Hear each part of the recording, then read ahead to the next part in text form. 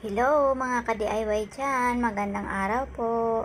For today's video, samahan niyo po ako sa aking gagawing DIY flower vase. Gamit ko po ang colored paper at recycled bottle. Una, gupitin po ang colored paper na green ng pa-strips.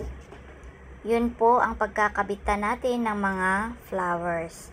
At bawat strips ay dikitan po natin ng tigi-isang flower hanggang po sa mapuno ang bawat strips nito. Ayan. Ayan, gumagawa na po ako dyan ng mga flowers para pang dikit natin sa mga strips. Ayan. Ayan na siya. Ayan.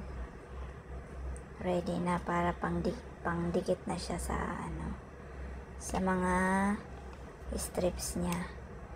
Yung strips ayan ang nagsisilbing stem ng mga flower. Ayan. Ayan. Punuin lang po natin yung mga stems ng mga flower.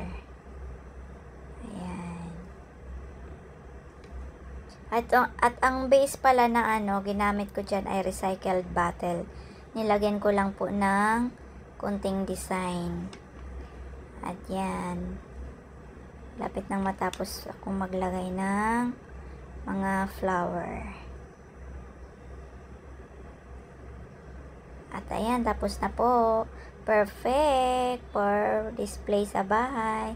That's all. Thank you for watching. Pa-share po. Thank you.